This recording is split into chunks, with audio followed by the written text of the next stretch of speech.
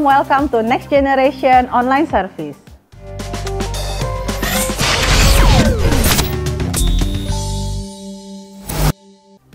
Halo, apa kabar? Ketemu lagi dengan saya Ria.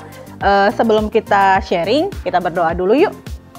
Bapak yang baik, terima kasih. Kami mengucap syukur kalau kami kembali boleh beribadah. Kami percaya semua karena anugerah dan kebaikan Tuhan. Dan biarlah apa yang kami boleh pelajari hari ini menolong kami makin hari makin berjalan serupa dengan Kristus. Terima kasih Tuhan Yesus untuk waktu yang luar biasa ini. Biarlah Tuhan yang boleh hadir di tengah kami. Hanya dalam nama Yesus Kristus kami berdoa dan bersyukur. Amin. Oke, saya mau sharing. Kalau misalnya di stand up comedy itu kan selalu bilang, apa sih yang menjadi sumber inspirasi seorang stand up comedy? Itu keresahannya. Sama, saya kalau sharing juga berasal dari keresahan saya. Apa yang saya rasakan, saya sharingkan. Nah, 2 hari terakhir sebelum saya bawain sharing ini, saya baca ayat ini beberapa kali.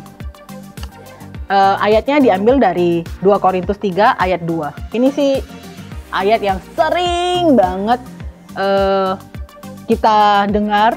Mungkin sering jadi hashtag kita juga. Bahkan di kelas pemuritan saya ini juga jadi kayak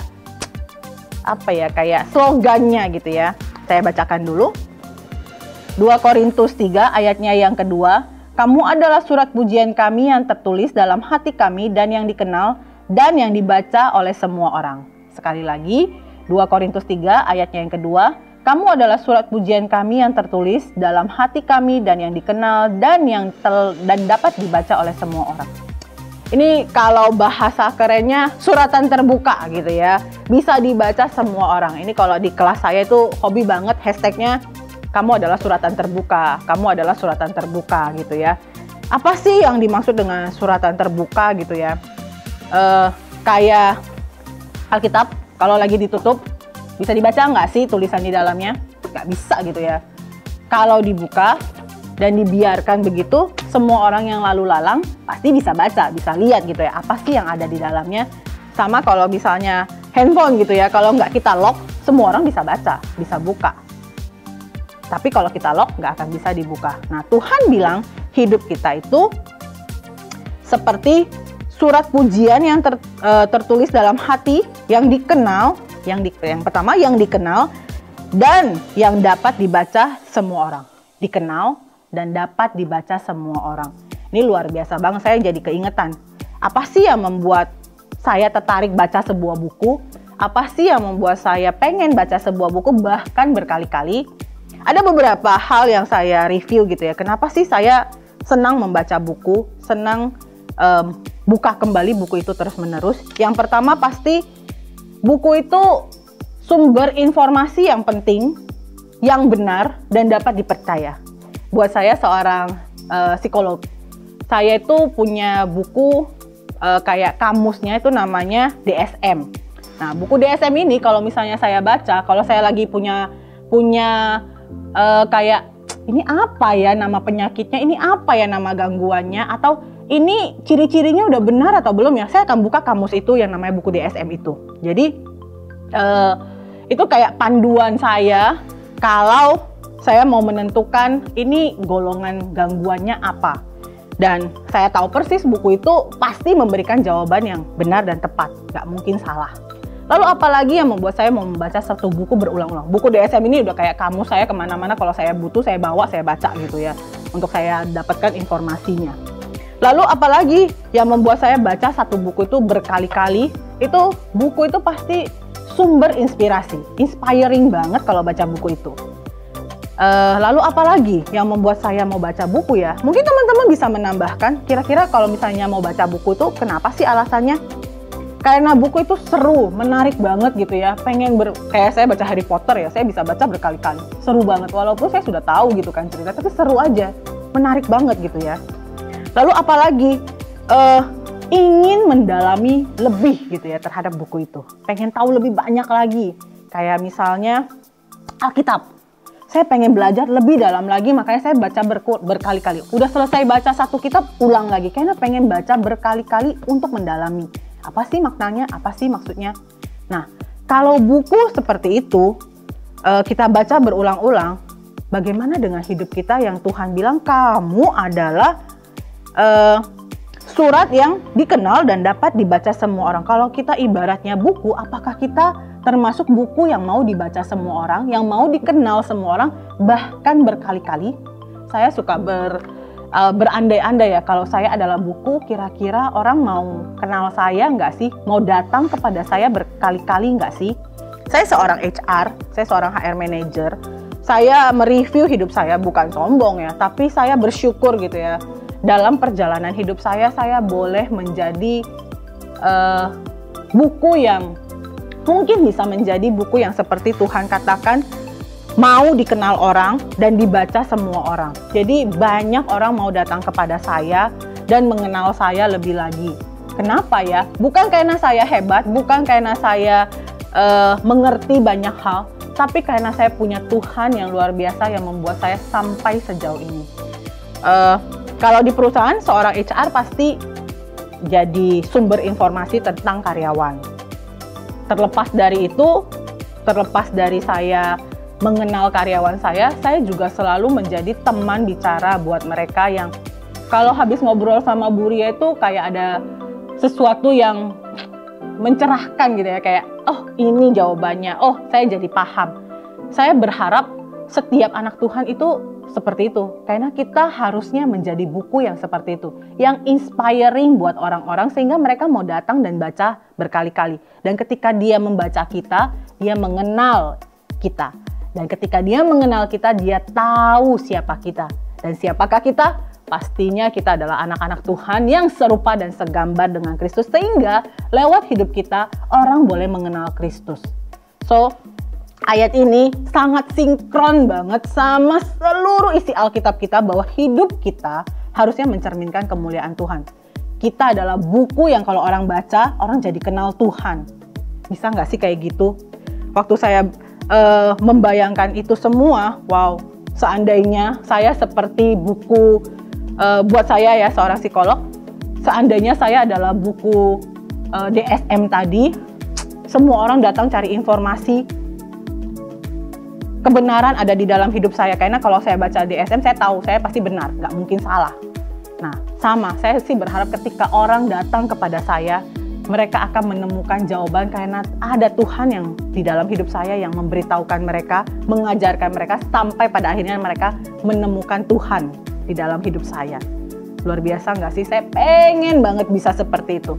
Saya juga pengen bisa menjadi seseorang yang inspiring, mengajarkan hal-hal positif. Dan kalau mau mengajarkan hal-hal yang positif, pasti ada proses yang harus saya jalani, pasti ada hal-hal yang harus saya jalani supaya saya bisa menjadi teladan. Dan itu semua nggak mungkin bisa saya lakukan kalau nggak ada Tuhan, kalau nggak mengenal Tuhan dengan benar. Saya sih bersyukur ya, saya sendiri masuk dalam satu komunitas, beberapa kelas yang mendidik saya, mengajarkan saya kepada kebenaran, mengubahkan hidup saya untuk boleh menjadi teladan buat orang-orang lain, terutama ketika Tuhan panggil saya berada di dalam lingkungan di mana saya boleh menjadi seorang leader gitu ya, baik di perusahaan maupun di komunitas gereja ataupun di dalam keluarga. Saya boleh menjadi leader gitu ya, menjadi panutan, boleh menjadi teladan dalam beberapa hal buat mereka. Dan kalau bukan karena Tuhan, I am nothing, saya bukan siapa-siapa. Saya bersyukur lewat hidup saya orang boleh mengenal Tuhan. Lalu seperti yang tadi saya sebutkan juga, bahwa kalau mau menjadi buku yang sering dibaca, sering dicari, itu adalah buku yang menarik gitu ya. Apa sih maksudnya menarik? Bukan cuma sekedar isinya aja yang menarik, tapi casingnya juga harus menarik. Nah ini adalah bentuk dimana kita harus menjaga diri kita. Jangan jadi orang yang ya kalau kamu dekil, bau gitu ya, nggak mau merapikan diri sama sekali, siapa yang berani deket-deket? Kalau kamu lihat buku ya, walaupun mungkin isinya menarik, tapi kalau kotor, berdebu, kamu pun mungkin nggak mau pegang. Sama, itu bentuk dimana kita juga harus merawat tubuh kita, bait Allah yang Tuhan siapkan buat kita, supaya orang mau datang kepada kita. Pertama pasti setiap orang, gak klise, gak munafik lah, kamu pasti mendekati orang kalau casingnya bagus. Kalau casingnya tidak menarik, kamu pasti gak mau deketin. So, anak Tuhan, jangan pikir yang penting kan saya hidup sesuai dengan Tuhan. No, jaga juga penampilan kita gitu ya. Saya juga orangnya bukan orang yang tipe senang ikut tren, senang dandan. Tapi kalau saya mau ketemu orang, kalau saya harus bertemu atau berinteraksi dengan orang lain, saya berusaha untuk menampilkan diri saya dalam kondisi yang baik, bersih, menarik lah gitu ya, orang mau datang kepada saya. Kalau misalnya bayangin saya seorang HRD, kemudian saya datang kucel gitu ya, bau, mana ada orang yang mau deket-deket saya, deket-deket Bu Ria bau, gak enak ngomong sama dia. Kalau ngobrol sama dia bau naga keluar, wah meskipun pakai masker pun orang takut gitu ya. Makanya penting untuk menjaga penampilan juga. Karena buku yang terbuka, buku yang menarik, casingnya pasti orang pengen beli dan pengen baca. Lalu yang terakhir, ingin mendalami lebih dalam lagi. Nah, ini sesuatu yang menarik buat saya ketika ini bisa membawa kita kepada proses yang lebih seru. Ketika seseorang sering-sering datang kepada kita, ini buat anak-anak muda yang lagi cari jodoh, sering-sering datang kepada kita, mulai mengenal kita lebih dalam, bisa masuk ke dalam proses pengenalan yang lebih jauh. Siapa tahu bisa ketemu jodoh setelah mengenal lebih dalam. Tapi kalau kitanya saja sudah tidak menarik, sudah tidak ada informasi yang menyenangkan atau benar atau tidak seru, siapa yang mau datang kepada kita? Siapa yang mau mengenal kita lebih dalam? Siapa yang mau mempelajari kita lebih dalam untuk mungkin bisa menjadi pasangan kita ke depannya? So, kalau kamu adalah suratan yang terbuka yang dapat dibaca semua orang, yuk kita bayangkan diri kita adalah sebuah buku, sebuah tulisan, mau jadi tulisan yang seperti apa? Seperti apakah kita dikenal, seperti apakah kita dibaca orang? Apakah kita seseorang yang menarik, seseorang yang seru, seseorang yang selalu membawa informasi yang benar, selalu menginspirasi orang lain, bisa menjadi teladan, belajar banyak hal, dan membuat orang tertarik ingin belajar lebih dalam lagi. Ini semua kembali kepada teman-teman semua. Kamu mau jadi suratan yang seperti apa sih? Ataukah mau menjadi buku yang terbuka tapi berdebu sehingga semua orang tidak mau lagi membacanya? Terbuka sih, tapi nggak tertarik untuk baca. Kenapa? Debuan, ketutupan tulisannya. Atau terbuka sih, tapi ketika dibaca isinya sedih banget sih. Isinya semuanya cerita-cerita duka cita, nggak ada sukacitanya. Padahal firman Tuhan selalu berkata bersukacitalah senantiasa. Atau buku kita isinya horor, kalau dibaca bikin takut gitu ya. Setiap kali orang datang baca takut sama kita. Terbuka sih, tapi ceritanya mengerikan. Atau buku yang terbuka sih, bisa dibaca semua orang sih, tapi nggak ada informasi yang benar yang didapatkan, semuanya hoax isinya. Nah, balik lagi kepada teman-teman semua, kamu mau jadi yang kayak gimana sih? Tuhan bilang kita adalah suratan yang dikenal loh, surat yang terbuka, dikenal, dibaca semua orang. Mau dibaca seperti apa kita? Mau jadi informasi yang inspiratif, yang menyenangkan, yang menarik, yang seru, yang pengen dipelajari orang lebih dalam lagi, atau yang ngebosenin, yang nggak menarik, yang semuanya isinya hoax? Balik lagi kepada kita. Kalau saya pribadi, saya tentunya mau menjadi image of God, serupa segambar Allah, di mana di situ terdapat kebenaran, kemudian seru, inspiratif. Kalau saya baca firman Tuhan itu seru banget, cerita-cerita firman Tuhan itu selalu membuat saya pengen tahu lebih dalam lagi, mengenal lebih dalam lagi. Mari kita pelajari firman Tuhan dengan benar. Akan ada proses yang luar biasa yang kita jalani untuk bisa menjadi sesuatu yang inspiratif gitu ya. Alkitab ini ditulis ribuan tahun gitu ya, untuk menjadi sebuah buku yang luar biasa dan inspiratif, menarik, keren banget. Butuh waktu ribuan tahun. Hidup kita kalau mau menjadi buku yang luar biasa seperti Alkitab ini, butuh proses yang panjang. Asal mau membiarkan Tuhan menolong kita untuk menulis hidup kita. Sama seperti Alkitab yang diilhamkan Tuhan supaya ditulis dan menginspirasi, demikian juga hidup kita. Biarkan Tuhan yang menolong kita, menginspirasi kita, menulis kehidupan kita seperti Alkitab ini. Yuk, saya mau tutup firman hari ini.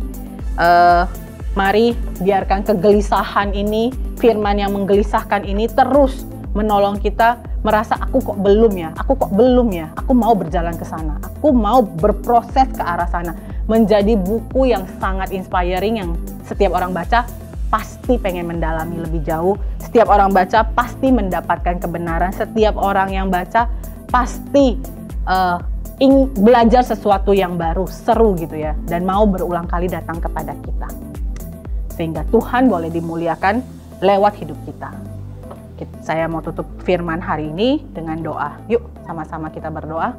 Terima kasih Tuhan Yesus kalau boleh mengingatkan kami kembali kalau kami adalah suratan yang dibaca semua orang, dan kami mau ketika orang baca hidup kami, melihat hidup kami, mereka terinspirasi, mereka menemukan kebenaran, mereka merasa bahwa ada teladan dalam hidup kami, dan kami tahu Tuhan itu semua karena Tuhan, bukan karena kemampuan kami, bukan karena hebat kami, tapi Tuhan yang menolong kami. Kami menyerahkan sepenuhnya hidup kami, tulis hidup kami dengan tinta yang luar biasa, cerita yang luar biasa. Roh Kudus-Mu memimpin hidup kami, sehingga Tuhan boleh dimuliakan dan banyak orang boleh mengenal Tuhan lihat lewat hidup kami. Terima kasih Tuhan Yesus, kami berdoa dan bersyukur hanya di dalam nama-Mu. Amin. Sampai ketemu, Tuhan Yesus memberkati.